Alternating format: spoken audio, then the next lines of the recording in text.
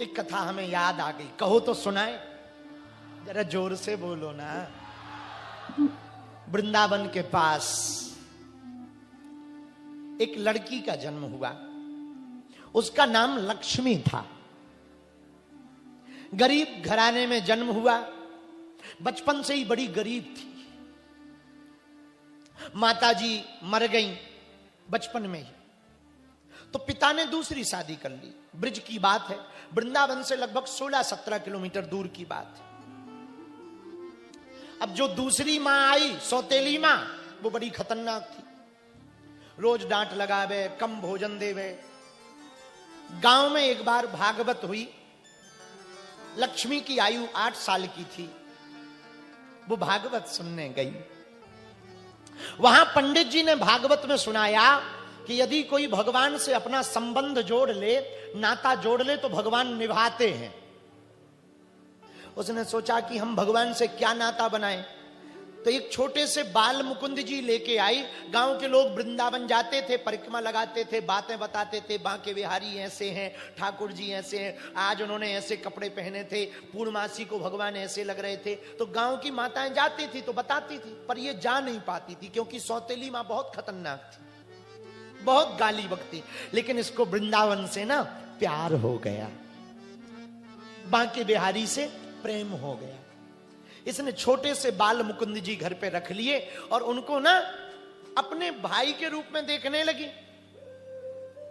भैया हैं हमारे, भैया हैं, ये हमारे रिश्तेदार हैं, रिश्तेदार बना लिया। बहुत दिनों तक रोज सोवे तो ठाकुर जी को सुलावे, जो कुछ खावे सो चुपके से ठाकुर जी को भोग लगा देवे, ताकि घर के माता जी को, जो सौतेली मां है, उसको पता ना लग जाए, नहीं तो वो गाली बकेगी, पूजा नहीं करने देगी। भगवान की कृपा, धीरे धीरे उम्र बढ़ी। कभी वृंदावन जा तो नहीं पाई, लेकिन पिता ने जब देखा कि उम्र बड़ी हो गई, बेटी का विवाह करना है, भगवान की कृपा से उसकी शादी वृंदावन में ही तय हो गई। आहा, वृंदावन में तय हुई। अब तो ये इतनी खुश, ठाकुर जी को लेकर रोवे अकेले, प्रभु आपके बिना हमारा कोई नहीं है। माता जी तो बचपन में मर गई, भाई कोई हमारा है नहीं, सौतेली मां प्रेम नहीं करती, पिता हमारी तरफ ठीक से देखता तक नहीं है। पर आपने बहुत कृपा की, हमारा विवाह अपनी नगरी में तय करवा दिया। ठाकुर सच बतावे, हमने 8 साल पहले कथा में सुना था कि तुम संबंध निभाते हो, आज हमने देख लिया तुम सच में निभाते हो। आंखों में आंसू लेकर रोने लगी, झरझर नैनों से नीर बहने लगे लक्ष्मी बिटिया के। धीरे धीरे शादी का समय आया, वृंदावन से बारात आई, धूमधाम से विवाह हुआ। और पहली बार वृंदावन गई तो पहली बार तो बड़ी धूमधाम से बैलगाड़ी से गई, लेकिन 4-5 दिन का मुहूर्त था। पुराने जमाने में मुहूर्त चलते थे, 4-5 दिन का मुहूर्त था, तो वापसी माए के जल्दी आ गई, बांके बिहारी ना जा पाई। तो पूरे रास्ते भर रोती रही। पति भी बहुत अच्छे मिले, वो भी ठाकुर जी के भगत थे, और इसके साथ में ठाकुर जी की मूर्ति देखकर पति भी बहुत खुश हुए। बोले वाह, हम तो सोच रहे थे तू वृंदावन से दूर रहती है तो शायद ठाकुर जी की सेवा ना कर, पर तू तो पहले से ही ठाकुर जी की सेवा कर रही है, तू कब से ठाकुर जी की सेवा कर रही है। लक्ष्मी ने अपने पति से कहा, स्वामी जी बाल्यकाल से ही ठाकुर जी की सेवा कर रही हूं, इनसे मेरा संबंध है, नाता है, रिश्तेदार लगे ये मेरे। अच्छा, हाँ। पति भी खुश और ये भी बहुत खुश। घर आ तो गई, पर मन में एक मलाल रहा, ठाकुर जी के दर्शन ना कर पाए। इतने में समय बीता, दूसरी बार पति लेने आया। पुराना जमाना, गरीबी का जमाना, पैदल दूरी 16 किलोमीटर, तो पति पैदल ही पत्नी को ले जाने लगा कि चलो। तो मायके से विदा हुई, गांव वालों ने थोड़ी पूड़ी बना दी, खाने के लिए सामान का रास्ता के लिए भोजन बना दिया, नाश्ता बना दिया। पति ने पेटी उठाई, पोटली उठाई कपड़ों की, आगे आगे पति, पीछे पीछे ये पति के चिन्हों को देखती हुई चलने लगी। लंबा घूंघट डाले, ब्रिज में घूंघट की बहुत बड़ी प्रथा है, तो लंबा घूंघट डाले। और पति ने कहा, सुन यहां मेरे सब जानने वाले रहते हैं, तू मुंह मत निकालना, वरना लोग कहेंगे कैसी बहू है। जी महाराज, जो आज्ञा स्वामी जी। यमुना के किनारे वृंदावन पहुंच गए। आहा, यमुना के किनारे वृंदावन में जब जैसे ही बैठे तो पति ने कहा कि शाम होने वाली है, मैं जरा जमुना जी नहा लूं, तू थोड़ी देर यहीं बैठना, फिर मैं साथ में ले चलूंगा। जो आज्ञा महाराज। तो पति तो नहाने चला गया, लेकिन भैया ये तो सीधी सादी बैठ गई। इतने में एक छोटो सो छोरा भागो भागो आओ और इसको धक्का देकर के बोलो, भाभी तू अपनो मुंह ना दिखाएगी का। इसको लगा कोई गांव का बालक होगा, गांव का छोरा होगा, बेफिजूली में हमें तंग करने आ गया। तो इसने जोर से अपना घूंघट पकड़ लिया और अंदर से कहा अब वो छोटो सो छोरा इतनो चंचल, वो बालक इतनो चंचल कि जाको पल्लू ऐसो पकड़ के खींच के भाभी को मुंह देखवे के लाने नीचे तो ऐसो मुंह डाल लो, और नीचे तो मुंह डाल के बोलो, अरे भाभी तू तो बड़ी सुंदर लगे, और ऐसो कह के वो छोरा भाग गो। अब ये बड़ी परेशान। इतने में पति आ गया। क्या हुआ? इसने कहा कोई छोटा सा छोरा है 8 साल का, वो आके कह रहा था कि भाभी तू अपनो मुंह दिखा। मैंने जब मना कर दी तो जबरदस्ती मेरो पल्लू उगाड़ करके मेरो मुंह देख करके गो, कह रहा भाभी तू तो बड़ी सुंदर लगे। तो पति यहां वहां देखने लगा, कौन छोरा है, कैसा दिखता है? बोले ठीक से तो नहीं देख पाई, पर उसकी बड़ी बड़ी आंखें हैं, बाल थोड़ा घुंघराले हैं। अच्छा हाँ, पर चिंता मत कर। पत्नी से कहा पति ने, वृंदावन थोड़ी बड़ो है, बताना कौन है। सारी की कान कुच्ची करेंगे, कान पकड़ के देखेंगे कौन है। वृंदावन बड़ो थोड़ी है, काउदन तो पकड़ो ही जाएगो, जैसे ही दिखाई देवे सोई बताना हमें। अब पत्नी कहा ठीक है चलो महाराज। दोनों घर आए। पत्नी रात को पति से बोली, स्वामी दूसरी बार आ गए हम, अब तक बचपन से ठाकुर जी के दर्शन ना करे, बांके बिहारी की। पति बोला कल ही चल, तैयारी कर ले। रात को उसने खोवा उठा, खोवा के पेड़ा बनाए, पूरी रात आज जगती रही, कल ठाकुर जी के दर्शन होंगे। घूंघट लंबो डालकर बांके बिहारी के मंदिर में गई तो पति ने धक्का देके कहा, बाबरी यहां भी घूंघट डाले रहेगी क्या? मुंह उघाड़, जरा देख ठाकुर को, बांके बिहारी जी को देखो कितने प्यारे लग रहे हैं, आज कितने मलूक लग रहे हैं अपने ठाकुर जी। और भैया जैसे ही बाने घूंघट उठाओ और देखते ही सोई चौंक गई। पति बोलो का भयो, का भयो? ये चिल्ला करके हाथ ऐसो उठा करके बोली, स्वामी जी यही तो वो छोरा है जो बादन हमारो घूंघट उठा करके भागो थे।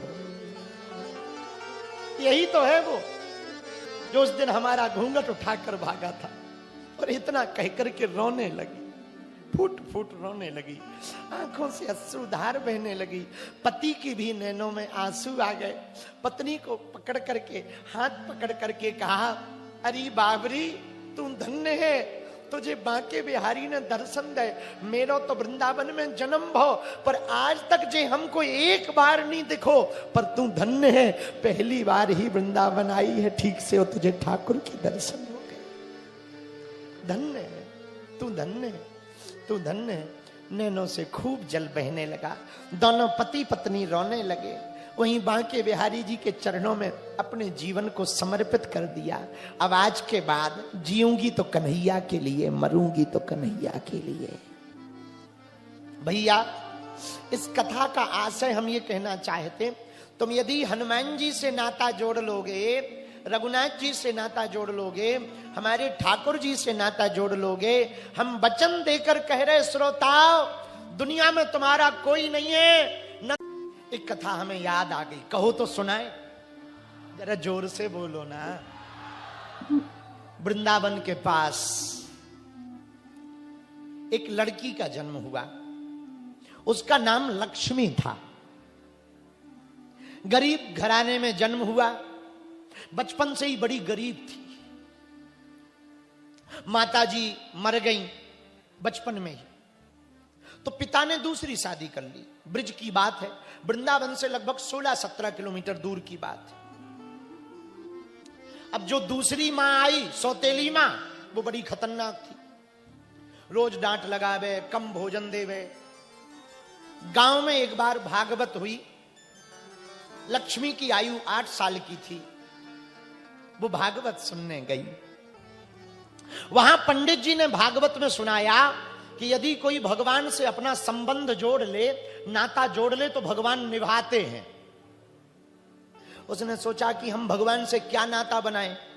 तो एक छोटे से बाल मुकुंद जी लेके आई। गांव के लोग वृंदावन जाते थे, परिक्रमा लगाते थे, बातें बताते थे, बांके बिहारी ऐसे हैं, ठाकुर जी ऐसे हैं, आज उन्होंने ऐसे कपड़े पहने थे, पूर्णमासी को भगवान ऐसे लग रहे थे। तो गांव की माताएं जाती थी तो बताती थी, पर ये जा नहीं पाती थी क्योंकि सौतेली मां बहुत खतरनाक थी, बहुत गाली बकती। लेकिन इसको वृंदावन से ना प्यार हो गया, बांके बिहारी से प्रेम हो गया। इसने छोटे से बाल मुकुंद जी घर पे रख लिए और उनको ना अपने भाई के रूप में देखने लगी। भैया हैं हमारे, भैया हैं, ये हमारे रिश्तेदार हैं, रिश्तेदार बना लिया।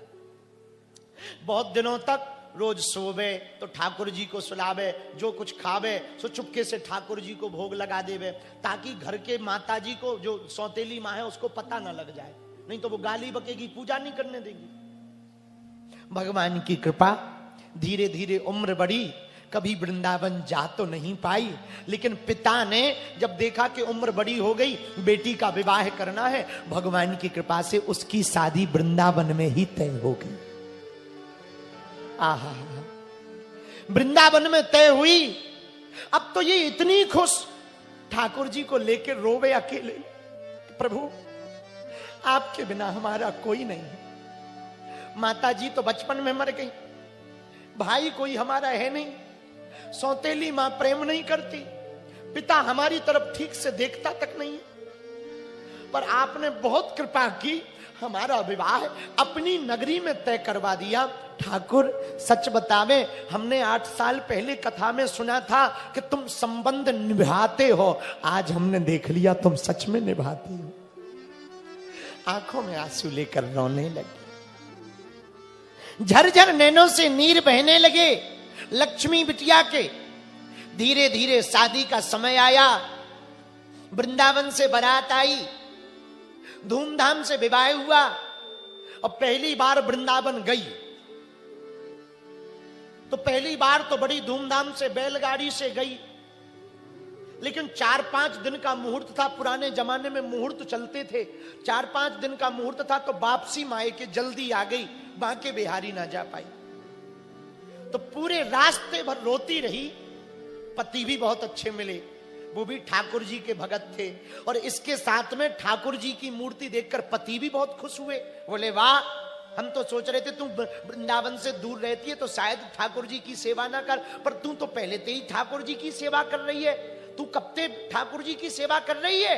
लक्ष्मी ने अपने पति से कहा, स्वामी जी बाल्यकाल से ही ठाकुर जी की सेवा कर रही हूं, इनसे मेरा संबंध है, नाता है, रिश्तेदार लगे ये मेरे। अच्छा, हाँ। पति भी खुश और ये भी बहुत खुश। घर आ तो गई, पर मन में एक मलाल रहा, ठाकुर जी के दर्शन ना कर पाए। इतने में समय बीता, दूसरी बार पति लेने आया। पुराना जमाना, गरीबी का जमाना, पैदल दूरी 16 किलोमीटर, तो पति पैदल ही पत्नी को ले जाने लगा कि चलो। तो मायके से विदा हुई, गांव वालों ने थोड़ी पूड़ी बना दी, खाने के लिए सामान का रास्ता के लिए भोजन बना दिया, नाश्ता बना दिया। पति ने पेटी उठाई, पोटली उठाई कपड़ों की, आगे आगे पति, पीछे पीछे ये पति के चिन्हों को देखती हुई चलने लगी। लंबा घूंघट डाले, ब्रिज में घूंघट की बहुत बड़ी प्रथा है, तो लंबा घूंघट डाले। और पति ने कहा, सुन, यहां मेरे सब जानने वाले रहते हैं, तू मुंह मत निकालना, वरना लोग कहेंगे कैसी बहू है। जी महाराज, जो आज्ञा स्वामी जी। यमुना के किनारे वृंदावन पहुंच गए।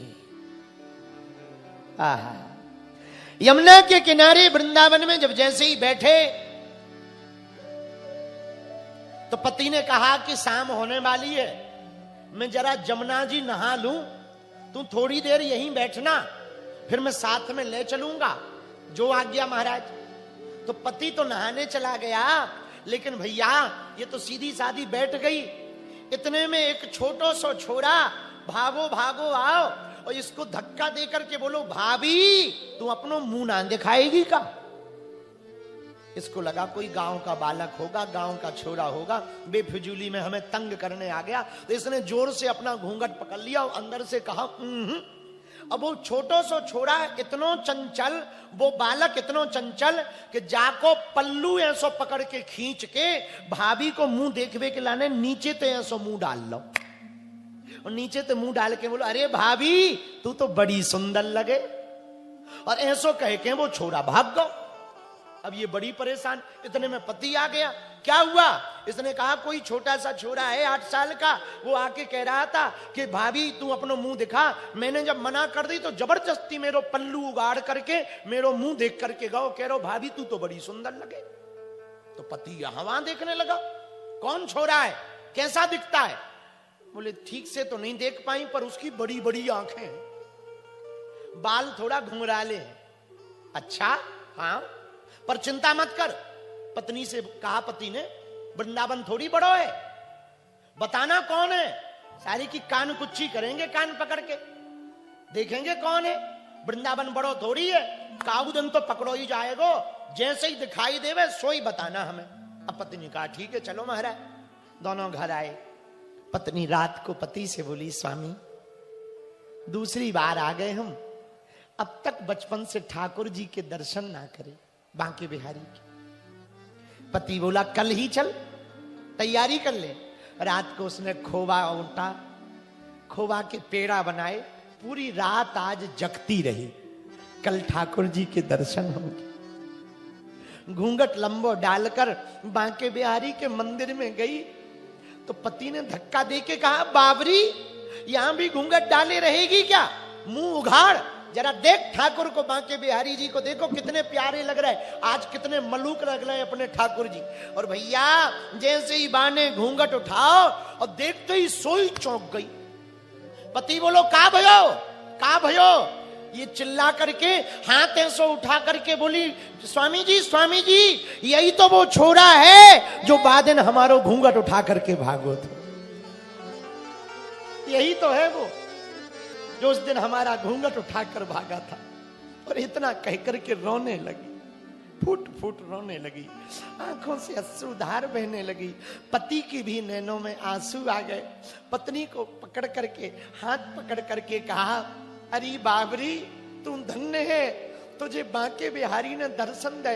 मेरो तो वृंदावन में जन्म भो, पर आज तक जे हमको एक बार नहीं दिखो, पर तू धन्य है, पहली बार ही वृंदावन आई है ठीक से और तुझे ठाकुर के दर्शन हो गए। धन्य है तू, धन्य है तू, धन्य है।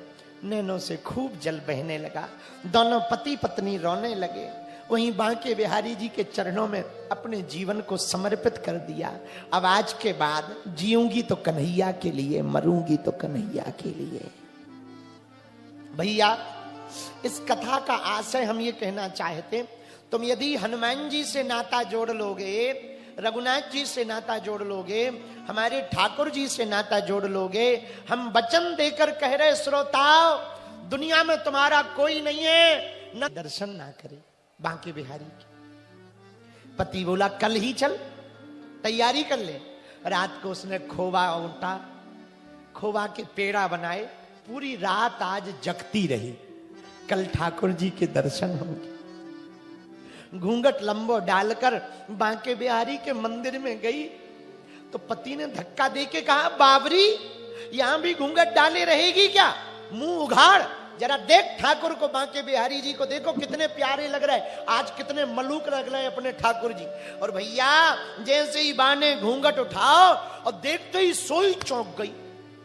पति बोलो का भयो, का भयो? ये चिल्ला करके हाथ ऐसो उठा करके बोली, स्वामी जी यही तो वो छोरा है जो बाद में हमारो घूंघट उठा करके भागो थे। यही तो है वो जो उस दिन हमारा घूंघट उठाकर भागा था। और इतना कह करके रोने लगी, फूट फूट रोने लगी, आंखों से अश्रुधार बहने लगी। पति की भी नैनों में आंसू आ गए। पत्नी को पकड़ करके, हाथ पकड़ करके कहा, अरे बाबरी तू धन्य है, तुझे बांके बिहारी ने दर्शन दे। मेरो तो वृंदावन में जन्म भो, पर आज तक जे हमको एक बार नहीं दिखो, पर तू धन्य है, पहली बार ही वृंदावन आई है ठीक से और तुझे ठाकुर के दर्शन हो गए। धन्य है तू, धन्य है तू, धन्य है। नैनों से खूब जल बहने लगा, दोनों पति पत्नी रोने लगे। वहीं बांके बिहारी जी के चरणों में अपने जीवन को समर्पित कर दिया। अब आज के बाद जीऊंगी तो कन्हैया के लिए, मरूंगी तो कन्हैया के लिए। भैया, इस कथा का आशय हम ये कहना चाहते, तुम यदि हनुमान जी से नाता जोड़ लोगे, रघुनाथ जी से नाता जोड़ लोगे, हमारे ठाकुर जी से नाता जोड़ लोगे, हम वचन देकर कह रहे श्रोताओ, दुनिया में तुम्हारा कोई